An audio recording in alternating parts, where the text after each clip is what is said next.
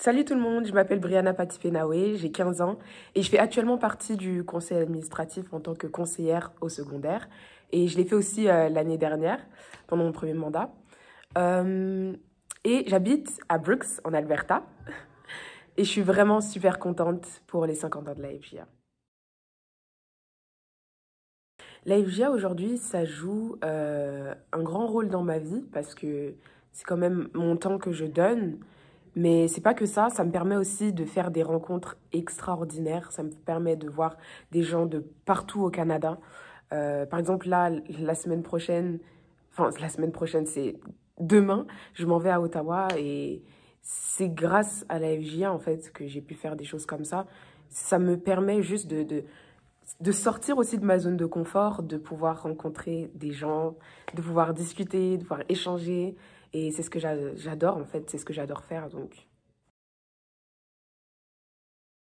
Souvenir préféré de la FJA, je me rappelle très bien puisque c'était l'année dernière, euh, c'est lorsque j'ai participé à mon premier PJA.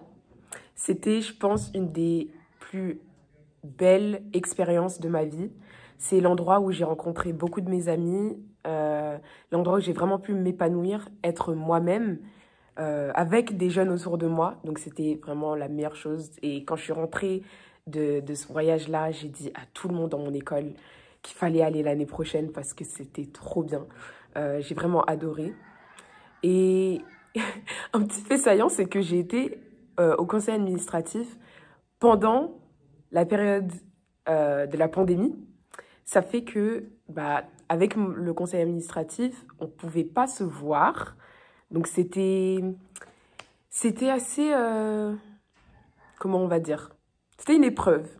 C'était vraiment une épreuve, mais c'était vraiment bien. On a toujours pu organiser les choses comme il se devait. Et voilà.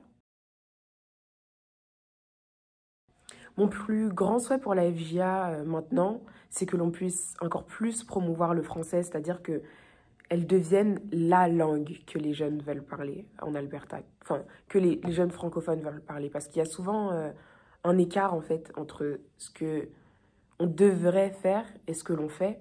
Alors, je pense vraiment que ça serait vraiment super si on pouvait vraiment ancrer dans la tête des jeunes que parler le français, c'est une des meilleures choses au monde. Parce que nous, en tant que francophones qui aiment notre langue, on adore parler français.